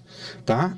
O apartamento é dele, ela morava lá e ele pediu o divórcio. Uma semana antes ele está lá, manda, não se esqueça, eu preciso da sua documentação, parará, já mandei a minuta lá para o cartório. Tá? No dia de assinar, ele manda, fulano, eu estou aqui no cartório, você falou que vinha, estou te esperando. Ela não responde. Isso é real ou uma história? Real. Ah, tá. Isso é real. Ela não responde. Quer dizer, uma situação até então tranquila. Tranquila. Sem criança, sem criança, tal. No dia de assinar lá no cartório, ela não vai. Ele manda mensagem, cadê você, tal. Ele pede para adiar para daqui 2 dias. Ela não volta para casa e fala, eu não fui porque eu não estou segura se eu quero divorciar, ou não sei o quê. Inventou uma desculpa. 2 dias depois, ele na casa dele, oficial de justiça, para ele se retirar da casa, medida protetiva. Medida protetiva. Ele teve que sair da casa dele. Ele casou por separação total de bens. Não teve agressão. É porque ela fez... Na minha percepção, ela fez isso porque ela não sabia para onde ela era. Para onde que eu vou? Eu não sei. É outra história, mas você não pode... Aí você não pode dar garantias ou direito às pessoas que não têm o direito. Tem que haver justiça. Tem que haver justiça. Então, nós levamos isso ao juiz e falamos, olha, tá aqui. Faz uma semana, a conversa está aqui. Faz uma semana que ele está divorciando, ele está pedindo o divórcio. Não tem nada. Ela pede para permanecer na casa. E aí ele tem que sair e ele se vira. Então, quer dizer, são essas situações. Friso. Pode ser exceção, não quero dizer que a lei, e não estou dizendo que a lei Maria da Penha ela não é importante, pelo contrário, estou frisando aqui. Precisa existir para proteção. É necessário. Sim. Quero deixar isso bem registrado para que não tenha... Não desvirtua e não sou contra. Mas muitas vezes, em razão desse desvirtuamento... Tem uma mulher falando junto que, nossa, ela é contra a Agora, o que acontece? Tem que restabelecer. Então, quer dizer, você não pode utilizar... Aí sim, você percebe que foi utilizado de forma desvirtuada para ela garantir direitos que ela não tinha. Exatamente. Então, quer dizer, e aí, por isso, eu vou levantar a bandeira aqui, vamos acabar com a Lei Maria da Penha? Não. Pelo contrário, vamos aperfeiçoar. Exato. Esse exemplo, por exemplo, como audiência de custódia, 48 horas, é uma possibilidade de darmos efetividade, concretude, convalidar e verificarmos, pelo menos com mais plausibilidade e possibilidade de acerto, do que simplesmente, tá aqui uma decisão, tchau e benção, e deixa o tempo correr. Opa, peraí, vem cá, se apresenta, explica pra gente, né? Mostra esse exemplo, mostra as conversas, o que aconteceu. Exatamente. É uma possibilidade. O que aconteceu? Não vamos desconsiderá-la, mas vamos melhorá-la. Vamos melhorá-la. Até porque, se há uma possibilidade de injustiça, o direito é feito para promover justiça. Né? Nós temos aqui há divergências das partes, mas tem que o juiz está ali como um fiel ali da balança das duas partes para tentar decidir da melhor forma possível. O que não pode é ter essa desproporcionalidade. Exatamente. Se utilizar de uma lei para causar prejuízo ao outro e se beneficiar. Exatamente. Injustamente, né? Exatamente. Então, eu vejo essa situação. E quando a gente fala dessa questão dessa audiência de custódia, obviamente que eu estou aqui apenas como tese, viu, gente? Porque a origem da audiência de custódia é completamente diferente da decisão de uma medida liminar de proteção da mulher. Eu estou aqui fomentando situações para que a gente possa pensar, né, de forma crítica, provocando, exatamente isso, fazendo uma provocação, né? Agora, há desvirtuamentos? Há dos dois lados. Nem por isso nós temos que anular A ou B. Né? Então, da mesma forma que a palavra da mulher, em determinadas situações, ela tem poder de prova, poder de veracidade, nós temos que também olhar para um outro lado, onde situações envolvendo crianças, aonde um pai ou uma mãe alega que essa criança está sendo vítima de violência doméstica, porque alienação, conforme a Lei 13.431, diz que alienação é um ato de violência psicológica. Então, se a criança está sofrendo violência psicológica, eu gostaria que o judiciário tivesse a mesma rapidez nos casos de alienação parental em relação aos casos de Maria da Penha. Então, quando a gente leva... Olha só, quando eu levo para o judiciário falando que o meu filho de 5 anos está sofrendo uma violência psicológica por um ato praticado de alienação parental, calma, vamos fazer estudo psicossocial, vamos fazer isso, vamos fazer aquilo. Quando uma mulher fala, estou sendo vítima de violência psicológica, a medida protetiva é imediata. Entendo que é importante, mas o que eu não compreendo é por que os direitos da mulher têm que ser maior que o direito da criança. Acho que, na verdade, você não está falando nesse sentido, não. Você acha que a criança tem que ser protegida de modo equivalente à mulher? Sim, Não é porque a gente consegue ver dos dois lados. Sim, não é só a mulher, mas eu acho que qualquer pessoa que busque uma proteção... tem que ter uma resposta de imediato. Exato. Especialmente aqueles mais vulneráveis. Porque senão parece assim, então não é isso. O que a gente quer é que, já que a mulher tem uma resposta imediata, que se dê essa mesma resposta imediata à criança e ao adolescente. Exatamente. Né? Porque também eles são muito mais vulneráveis do que uma mulher adulta. E aí, na minha experiência também, eu quero deixar aqui bem, aí é minha opinião particular, medida protetiva, ela só serve para homem que não tem viés criminoso. Porque ele vai cumprir a medida protetiva. Porque o que tem vai matar, vai bater. Ele já está à margem do mesmo jeito, cumpriu ou não. Então assim... vai apitar um aparelhinho e ele vai chegar do mesmo jeito. Pois é, e mesmo que apite... Olha... Isso não é um impedimento. Você mesmo, tem uma medida protetiva, eu tenho lá o papel lá, recebi aqui do oficial de justiça, eu não posso me aproximar. Beleza. Eu vou aproximar Para um homem de bem que tem vergonha, que fica envergonhado com uma situação Por mais dessa... que saiba que não seja uma realidade, ele vai cumprir. Ele vai cumprir. É ação de execução. Ele vai cumprir. Do devedor honesto, né? É a mesma coisa. Eu quero ver o seguinte, medida protetiva nas periferias, eu também queria ver uma estatística. Eu queria ver uma estatística de mulheres que se relacionam com criminosos, com traficantes, que tem essas... Aquilo vai ser só um pedaço de papel e mais nada. Eu queria ver se tem efetividade. Não tem efetividade. A efetividade é para quem respeita o judiciário. Ela que vai ter que sair de onde ela mora, né? Porque é tudo... E outra coisa, é para quem respeita. É para quem respeita, exatamente. Obviamente. Existem descumprimentos? Existem pessoas desequilibradas e que não têm senso social ou nenhum? Tem. Nós temos aqui aquele caso de um namorado que esfaqueou uma ex-namorada aqui no Gutierrez. Tinha medida protetiva. Então, o cara que ele quer praticar... não vai ser uma tornozeleira, né? Não vai ser um papel. Não vai ser um papel.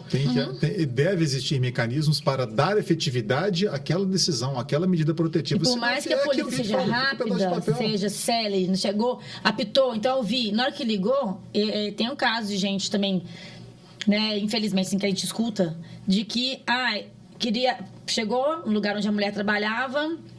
Não, ela não tá. Na verdade, ela tinha ido ao banheiro, por coincidência. Sim. E aí, na hora que a pessoa estava indo embora, ela saiu do banheiro. Pronto, matou. Olha só. E a pessoa tem a medida protetiva. Já foram matar mesmo. Então, e outra coisa, eu já ouvi de várias mulheres, doutor, esse papelzinho que você me entregou que está dentro da minha bolsa aqui não me protege de nada. Não me protege de nada. Então aí sim, nós estamos falando de mulheres que são vítimas realmente de violência e que precisam da proteção imediata e restrita do Estado. Tem mulheres que mudam de nome, tem mulheres que têm que sair, elas ficam... Claro, porque elas estão sendo perseguidas. Exato. Elas estão sendo perseguidas e estão correndo risco de vida. Proteção, porque risco senão de vida. Elas vão morrer. Aí, olha que interessante, se elas não forem, elas vão morrer. Vamos trazer para alienação? Se eu peço a proteção da criança e essa criança não é protegida imediatamente, quem vai morrer é o pai alienado. Porque a alienação vai matar aquele pai ou aquela mãe. Então, eu acho que o interessante o nosso debate aqui... Ou pior, a própria criança também. Ou a própria criança. Ela né? Mas eu acho que ela perde, né? Meu Sim. pai... Exato. Os órfãos de pais vivos, exato. Né? A alienação parental é isso. Mas o interessante da nossa conversa aqui é justamente isso, que nós estamos conversando com duas questões que são extremamente polêmicas. Completamente diversas, né? São extremamente polêmicas, e eu acho que quando a gente fala de alienação parental é polêmico, quando a gente fala de Lei Maria da Penha é polêmico, e eu acho que nós temos que falar isso, nós temos que trazer isso para um debate social, mas... qual que é o cerne da nossa... É a proteção. Proteção da mulher, a proteção da criança. Proteção verdadeira da mulher, a proteção verdadeira da criança. Falsas acusações devem ser punidas. Genitores que utilizam da lei da alienação parental de forma mentirosa e indevida deve ser punido. Abusador deve ser punido. Estuprador deve ser punido. Agressor deve ser punido. Agora, quem pratica falsa acusação, quem pratica alienação parental, quem mata pais em vida para os filhos, também deve ser punido. Então, é só questão de justiça. Aqui eu não faço... não se defende. Não estou defendendo bandeira de A ou B. O que eu estou querendo trazer aqui, e eu vim falando isso há anos, acho que as pessoas que me seguem, que sabem a minha forma de agir, é que eu sou coerente, eu sou crítico com as coisas. Né? Não dá para a gente defender cegamente A ou B, um lado ou outro. Eu não posso anular um lado ou outro. Mas a gente, como advogados, a gente também não pode estar estagnado. A gente tem que cutucar de vez em quando. A gente tem que trazer a discussão. A gente tem que trazer mesmo, hoje, os haters vindo em cima da gente, brigando, xingando. Você é isso, você é aquilo. Eu participei de uma comissão aqui na Assembleia, de uma audiência pública, foi feita de forma virtual, e estavam tratando sobre a revogação da lei, alienação parental. E, nesse caso, acho que tinham 12 mulheres falando contra a lei, e eu era o único que era a favor da lei. E eu não sei porquê, depois da minha fala, acho que alguma delas lá não viu que o chat estava aberto, assim, a exposição desse advogado, não sei por que ele veio, ele não deveria ter falado isso, e nossa, e assim, falou um monte, né? Aí eu escrevi assim: doutora, doutora, isso faz parte do debate, isso faz parte da democracia, você não precisa concordar comigo. Sim. Você não precisa concordar comigo, mas existem posições divergentes. Então, assim, eu não anulo o discurso de quem quer revogar. Eu só quero entender o que leva a essa intenção, mas essa intenção de forma verdadeira, de forma sem viés político ou sem viés de gênero, mas que seja de forma efetiva e que seja debatido. Se lá na frente tiver que revogar a lei, com estudo, com debate social, e chegar à conclusão de que a lei da alienação parental, que ela visa a proteção da criança, seja revogada, mas que seja feita isso com critério. E para beneficiar a criança. E para beneficiar. O que eu acho que é difícil. É difícil você revogar uma lei de proteção para falar que nós vamos beneficiar. Antes da gente terminar, que eu tô vendo o nosso tempo aqui, é porque você começou a falar... Não pode falar, que depois eu vou só deixar aqui um espaço para o Murilo também falar da BCF. Isso que eu quero eu ia falar isso, só porque no comecinho você falou, eu ia falar, e a gente conversou tanto que não deu. Mas é porque, assim, você comentou o negócio dos tribunais, da síndrome da alienação parental, e o Tribunal de Minas usa muito, né? Usa muito. Em alguns casos, usam a síndrome para não identificar a alienação.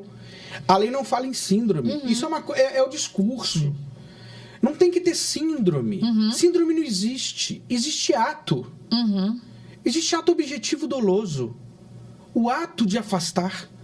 Então, quer dizer, não foi caracterizado síndrome. Não me interessa, mas a mãe eu vou buscar, ela não está lá. A criança não está. Eu tento ligar, não consigo falar. Ela mudou para o Acre, mudou para o Amazonas, para Manaus, sem motivo.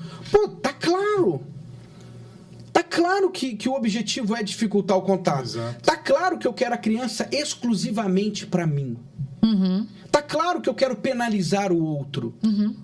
Então, quer dizer, e utiliza-se da síndrome para não deixar passar, porque a gente vê muito aqui, né? Falou, não foi identificada a síndrome da alienação. Ou então, até de forma equivocada, foi identificada a síndrome da alienação. A terminologia está muito constante. Tá então, muito agora, para não perder, porque eu queria falar isso também, a respeito do... que é a Associação Brasileira da Criança Feliz, a BCF, a qual você preside. Aí dá uma palavrinha para a gente explicar quando foi, como foi a motivação. Tá, bom. A BCF, ela tem... Nós estamos aí de 13 para 14 anos. Ela começou no Rio Grande do Sul, uma associação de advogados, juristas, de pessoas que estavam com o objetivo de fomentar e discutir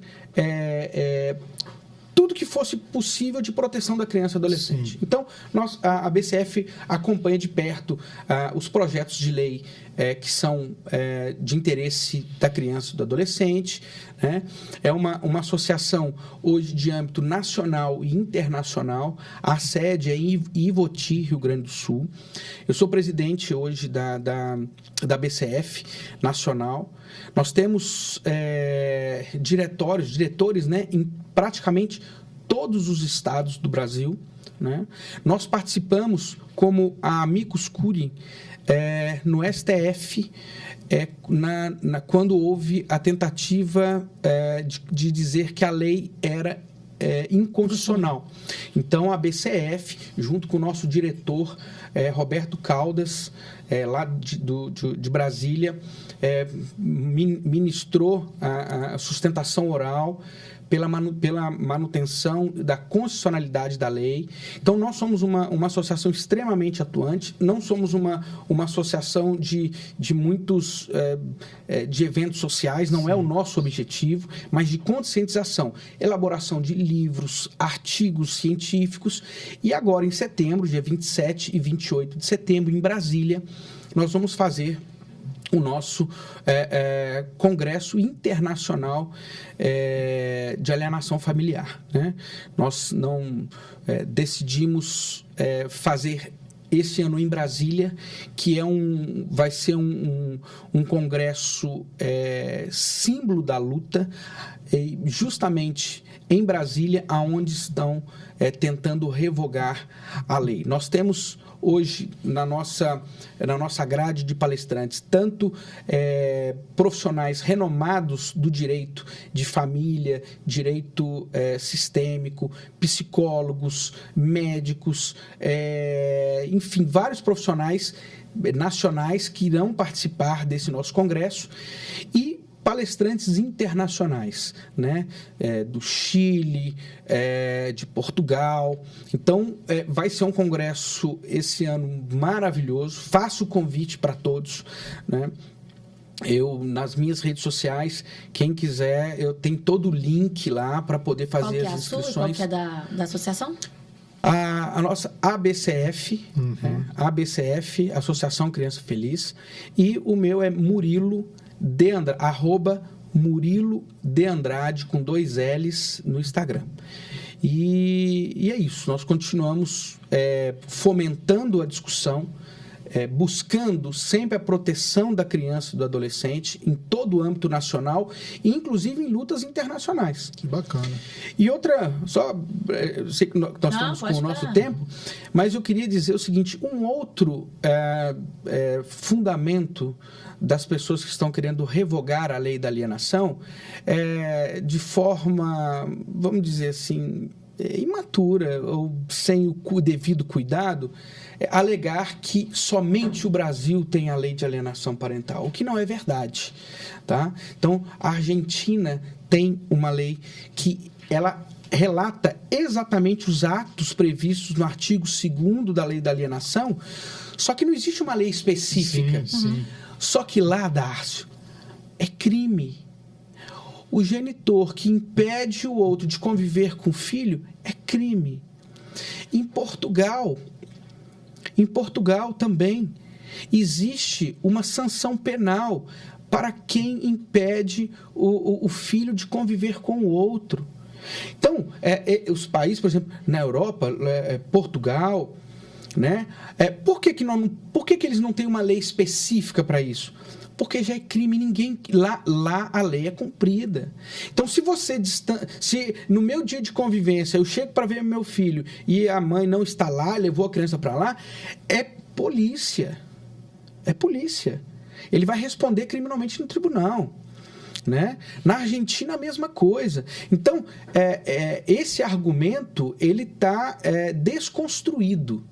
Tá? Então, que a nefasta lei da alienação só é prevista na legislação brasileira e que é uma lei tupiniquim. Mentira. Mentira. Existem outros países que aplicam as mesmas sanções, só que de forma criminal, pelos mesmos atos praticados. A gente precisa de uma outra conversa, né? Para saber quando que no Brasil, se isso é possível, se já tem esse projeto dessa criminalização. Ou talvez, se fosse assim no Brasil, não teria legislação, mas nós teríamos a mesma finalidade. Mas o projeto inicial da 12.318, que é a lei da alienação parental, acho que é artigo 10º ou 9º, não me lembro agora de cabeça, acho que foi o 10º, criminalizava a lei. Na hora da promulgação, retiraram, tá? E mas vai voltar? Tem essa... Não, jamais. querem revogar, como que vai? Vai ficar essa parte. Estão querendo revogar, como é que a gente vai penalizar? Se falar que quem pratica alienação está praticando crime, vai ser sacrilégio da nossa parte. Exato. Queria te dizer que eu sou a parte boa do AlphaCast, porque sou eu que dou presente. Né? Então, sou eu que programo tudo, eu que pego tudo, que eu todo capricho, compro, pago, tá? Esse nosso. Aí tem uma lembrancinha aí pra Alpha você Juris. lembrar da gente. Ó, esse podcast aqui é chique demais. Chique demais. Ô, gente. Mineiro, né? Chique demais. Que gentileza. Mas tem um mimo do Rio, que eu tava lá, isso é lá do Thalia, eu tô de lá. Isso é chique, isso é chique. Ah, meu Esse Deus. eu Tem o não nosso tinha visto, café. Esse eu trouxe de viagem agora. Que chique. Cadê o café? Café é o nosso aqui, né? O café. Aquele ali do Rio? Esse aqui, ó. Não, o biscoitinho é do Biscoitinho Rio, do mas Rio. esse café é o nosso. Esse aqui, ó, Minas Sul. Minas do Sul, É o muito nosso. bom. Minas viu? do Sul. Você Vou tem gostado de um experimentar. cafezinho, experimenta. Que é esse nosso aqui, ó, que a gente tá tomando. Excelente, adorei. Muito obrigado pela gentileza. Mas, A bom, gente Murilo, nós te agradece agradecemos demais, demais aqui pela presença, assim, pelo tempo que eu sei que é precioso, pelo compartilhamento aqui de conhecimento que foi excepcional. Tenho certeza que vai ajudar, contribuir, educar muita gente, não só no âmbito jurídico, mas pessoas que queiram entender desse aspecto também, ou que vivenciam uma situação, pelo menos por hora, em relação à alienação porque isso é parental ou tão questões correlatas normal, também, exatamente. Infelizmente. Então foi muito esclarecedor, com um conteúdo muito rico, com muita propriedade. Eu já te conhecia, por isso que eu chamei, que eu sabia que ia ser engrandecedor aqui pra gente. Falei com a Cacá. Então eu te agradeço imensamente. Mas o presente foi eu que dei, tá? A parte boa, né? A parte boa Eu sou dei eu. a água, né? Então eu te agradeço imensamente aqui pela presença. Parabéns também aí pela associação, que é muito importante, muito relevante, de conscientização, de educação, enfim, trabalho científico, estudo. E mais uma vez, obrigado pela presença aí. Cacá quer dar uma palavrinha também? Não, eu acho que é super importante. Eu acho que a gente entendeu o propósito da associação, mas que ela também tivesse uma abrangência nas escolas. Seria importante que as crianças também tomassem pé desses direitos delas, né? Porque, assim, todo mundo fala do direito da escola, então eu espero que ela cresça e que ela tenha essa... Não sei se ela tem... Mas que volte para isso também. Cacá, nós temos uma cartilha, nós fizemos uma cartilha um ano, justamente... A gente não para de falar, né? Adoro justamente com viés de criança animado, sobre alienação Aí. parental em historinhas. E cadê isso? Nós precisamos fazer uma nova edição. Entendi. Quando tiver, A gente você tá fala, nós vamos esperando, fazer, a gente apresentar aqui. E olha, eu que quero agradecer a você, Dácio, a Cacá, por esse espaço tão importante e o trabalho magnífico que vocês vêm fazendo.